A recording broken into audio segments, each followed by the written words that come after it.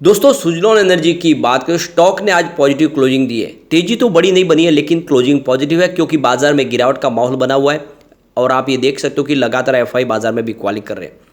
लेकिन सुजलॉन में आने वाले समय तेजी का दौर फिर से आ सकता है और इसके पीछे है कुछ बड़ी वजह। यहाँ पे कुछ बड़ी अपडेट निकल के आ रही है जिनको एक एक करके डिस्कस करेंगे और जानने की कोशिश करेंगे क्या इस समय सुजलॉन में इन्वेस्टमेंट करना चाहिए, क्योंकि सुजलॉन स्टॉक तो काफ़ी अच्छा दौड़ चुका है। लेकिन जिस तरह से कंपनी का बिजनेस बढ़ रहा है, लगातार ऑर्डर मिल रहे कंपनी को, काफ़ी बड़े बड़े ऑर्डर मिल रहे और कंपनी लगातार अपने डेट को क्लियर कर रही है, आने वाले समय कुछ फंड रेजिंग की संभावना तलाश रही है। ये सारी बातें जो साबित कर रही है कि यहाँ पे तेज़ी अभी लंबी चल सकती है।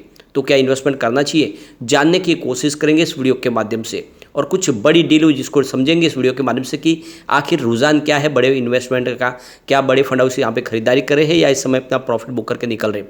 लेकिन फ्रेंड उससे पहले अगर आप पहली बार हमारे चैनल पर आए तो चैनल को सब्सक्राइब कर दीजिए, एक बेल आइकॉन दबा दीजिए ताकि जब भी नया वीडियो बने पहला नोटिफिकेशन आपको मिले। वीडियो पसंद आए तो लाइक शेयर जरूर कीजिए। चलो फ्रेंड्स वीडियो स्टार्ट करते हैं। मैं हूँ आपका दोस्त SB दवे और हमारे अपने चैनल ऑनलाइन कमाई में आपका बहुत बहुत स्वागत है। सबसे पहले बाजार की बात करें तो आज BSE सेंसेक्स 65,846 के स्तर पे क्लोजिंग दी है, जहाँ पे 0.16% की गिरावट देखने को मिल रही है। अब इस गिरावट के पीछे वजह FI की बिकवाली। ये जब से अगस्त महीना शुरू हुआ आप देख सकते हो कि लगातार वो बिकवाली कर रहे हैं। एक दिन भी ऐसा नहीं जब उनकी खरीदारी हो, लगातार बिकवाली है और देख सकते हो कि उसकी अमाउंट बढ़ रही है। उससे समझ में आ रहा है कि अभी बाजार में नरमी बनी रहेगी। थोड़ा बाजार को जो सपोर्ट मिल रहा है वो DI की तरफ से, DI इस समय बाजार में देख सकते हो कि खरीदारी कर रहे हैं और इस वजह से बाजार को थोड़ा सा बैलेंस अभी बना हुआ है। तो यहाँ पे अगर हम निफ्टी एनर्जी की बात करें तो वहाँ पर भी गिरावट थी। 26,169 के स्तर पर देख सकते हो कि करीब 96 पॉइंट की गिरावट, यानी 0.37% निफ्टी एनर्जी भी गिरा।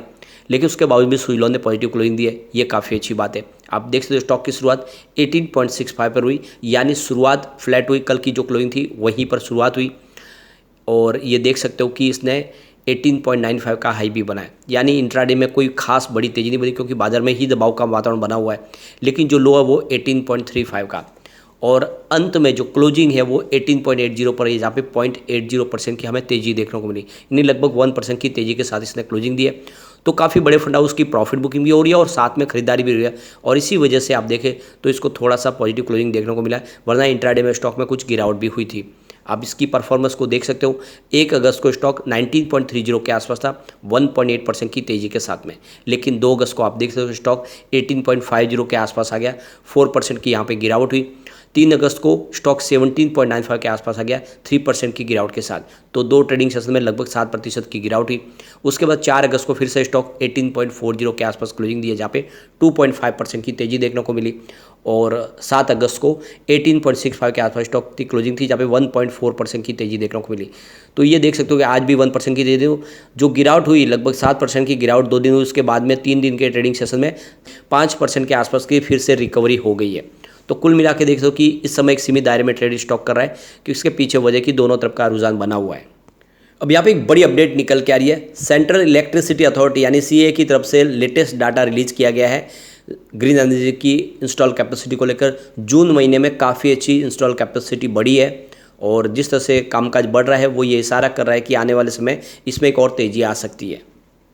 सबसे पहले सोलर एनर्जी की बात करें तो जून महीने में करीब 9,607.8 मिलियन यूनिट यहाँ पे देखें तो आपको इंस्टॉल कैपेसिटी बढ़ती हुई दिखाई देगी और इसमें पिछले साल के मुकाबले अगर आप देखें तो आपको 16.32% की बढ़त देखने को मिलेगी, यानी काफ़ी अच्छी यहाँ पे एक तरह से बढ़त देखने को मिली है सोलर एनर्जी में।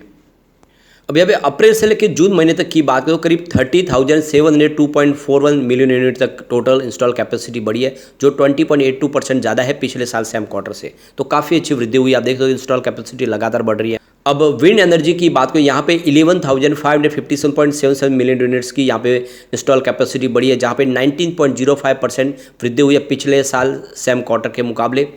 और यहाँ पे अप्रैल से लेकर जून महीने की बात करें तो जो टोटल इंस्टॉल कैपेसिटी है वो 23,924.59 मिलियन यूनिट के आसपास रही है, जहाँ पे 0.35% की वृद्धि हुई है पिछले साल के मुकाबले। तो ये देख सकते हो कि जून महीने में तो इंस्टॉल कैपेसिटी काफ़ी शानदार बढ़ी है, लेकिन पूरे साल के मुकाबले देखें तो अभी 1% से कम है। तो इस हिसाब से देखें तो जो सोलर एनर्जी है उसमें इंस्टॉल कैपेसिटी बहुत ज़बरदस्त बढ़ी है। अभी विंड एनर्जी के अंदर उतनी तेज़ी नहीं आ पाई है, और उसके पीछे वजह भी है कि अभी विंड एनर्जी सेक्टर में इतने ज़्यादा बड़े खिलाड़ी नहीं है। अकेली सुजलॉन एनर्जी और आइनॉक्स विंड है, ये कंपनियां जो कुछ अच्छा करी, अभी इतनी और ज़्यादा इसमें अभी इन्वेस्टमेंट आया भी नहीं और बड़े इन्वेस्टर भी नहीं आए, और इसी वजह से इंस्टॉल कैपेसिटी आपको कम दिखाई देगी। लेकिन जल्दी जिस तरह से सुजलॉन के कामकाज बढ़ रहा है, आने वाले समय आपको इंस्टॉल कैपेसिटी तेज़ी से बढ़ती हुई दिखाई देगी। अब टोटल इंस्टॉल कैपेसिटी की बात करो 36,936.82 मिलियन यूनिट के आसपास रहा है, जहाँ पे 10.45% की वृद्धि है पिछले साल सेम क्वार्टर के मुकाबले। और अप्रैल से जून महीने की बात करो तो करीब 94,513.03 मिलियन यूनिट रहा है, जहाँ पे 0.70% की वृद्धि हुई है पिछले साल के मुकाबले। तो काफ़ी अच्छी कैपेसिटी बढ़ रही है और ये काफ़ी अच्छी गुड न्यूज़ है।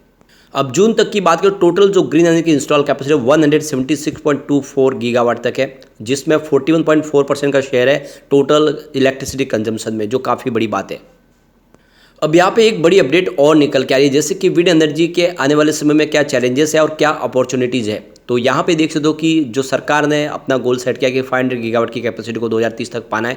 तो यहाँ पे जो रिपोर्ट निकल कर आई है, CEA की जो रिपोर्ट है, ये कह रही है कि कम से कम 2.44 लाख करोड़ तक का इन्वेस्टमेंट चाहिए, या फिर 2.44 ट्रिलियन रुपीज़ तक का इन्वेस्टमेंट होगा। और इसके अनुसार अगर आप देखें तो आने वाले समय में कम से कम उस निवेश को पूरा किया जा सकता है। तो जो ये CEA की कमेटी 2022 में जो रिपोर्ट पेश की है कि विंड और सोलर के माध्यम से इंडिया के अंदर 92% कैपेसिटी को अगर जोड़ना है तो उसमें इस इतनी बड़ी अमाउंट की ज़रूरत पड़ेगी। और इंडिया की जो इलेक्ट्रिसिटी है वो लगातार 13% ईयर ऑन बेसिस पे बढ़ रही है, यानी 126.16 बिलियन यूनिट 2 जनवरी 2023 तक के लिए, जो रिफ्लेक्ट करे कि लगातार इलेक्ट्रिसिटी डिमांड बढ़ रही है, और ऐसे में हमारी इंस्टॉल कैपेसिटी को भी तेज़ी से बढ़ाना होगा। तो यहाँ पे देखो कि 9.2 ट्रिलियन डॉलर का निवेश हर साल लाना पड़ेगा क्लीन एनर्जी की इस कैपेसिटी को आगे बढ़ाने के लिए। उसकी अपॉर्चुनिटी की बात करें तो इस रिन्यूएबल एनर्जी सेक्टर के माध्यम से करीब 11.5 मिलियन जो पीपल है ग्लोबली, उनको यहाँ पे जॉब मिल सकते हैं, और 24 मिलियन न्यू जॉब भी क्रिएट हो सकते हैं 2030 तक। तो जॉब अपॉर्चुनिटी काफ़ी अच्छी मिलेगी, और साथ में जो ग्रीन एनर्जी का सपना है वो भी पूरा होगा। ग्रीन हाइड्रोजन मिशन लॉन्च किया, उसको भी कंप्लीट किया जा सकता है। तो ऐसे में सरकार इस सेक्टर के लिए बड़ा इन्वेस्टमेंट करेगी, तो जल्द से जल्द वो नतीजे देखने को मिलेगी जो सरकार चाहती है।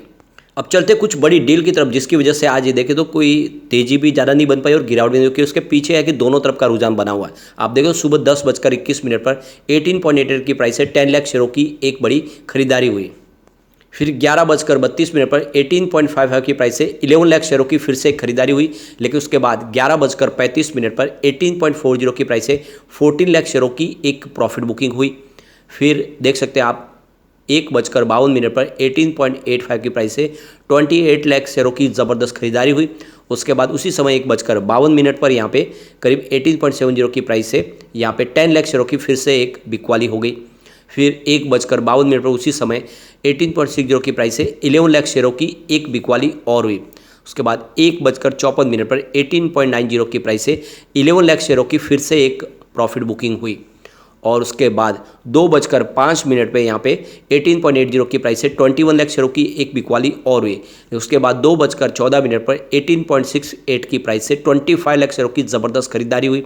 और उसके बाद 2:14 पर यहाँ पे 18.68 की प्राइस से 10 लाख शेयरों की एक बड़ी खरीदारी और हुई। तो फिर उसके बाद 2:16 पर 18.65 की प्राइस से 28 लाख शेयरों की एक बिकवाली फिर से हो गई। तो ये तो आप क्लियरली समझ सकते हो कि यहाँ पे प्रॉफिट बुकिंग भी यहाँ भी हो रही है। कुछ बड़े फंड हाउस प्रॉफिट बुकिंग करें जिनकी इनिशियल लेवल से खरीदारी है, लेकिन अच्छे खासी खरीदारी फिर से शुरू भी हो चुकी है, जो इशारा करके फिर से एक प्रॉफिट बुकिंग का थोड़ा सा माहौल बनेगा। उसके बाद एक ज़बरदस्त तेज़ी शुरू होगी। जैसे बाजार का साथ मिलेगा, इस समय बाजार में FI की बिकवाली हावी है, थोड़ी सी कम होगी तो फिर एक ज़बरदस्त तेज़ी शुरू होगी और स्टॉक फिर एक नॉन स्टॉप तेज़ी से आगे बढ़ सकता है। लेकिन फिर भी बार बार कह दो कि जो शॉर्ट टर्म इन्वेस्टर है उनको प्रॉफिट बुक कर लेना चाहिए। कोई भी स्टॉक एक तरफा नहीं दौड़ता है, और ऐसे में फिर गिरावट हो जाती है, फिर आपको टेंशन हो जाए कि हम तो प्रॉफिट कमा नहीं पाए, स्टॉक तो फिर नीचे आ गया। इसीलिए आपको प्रॉफिट बुक कर लेनी चाहिए। लेकिन जो लॉन्ग टर्म इन्वेस्टर उनको बने रहना, ये स्टॉक आने वाले समय आपको मालामाल कर देगा। लेकिन फ्रेंड, कोई भी इन्वेस्टमेंट करने से पहले अपने फाइनेंशियल एडवाइजर से एक बार भी ले ले, या अपना खुद का रिसर्च करें, क्योंकि मैंने वीडियो आपके एजुकेशनल पर्पज़ के लिए ही बनाया। वीडियो पसंद आए तो लाइक से जरूर कीजिए और चैनल को सब्सक्राइब कर दीजिए। Thank you friend.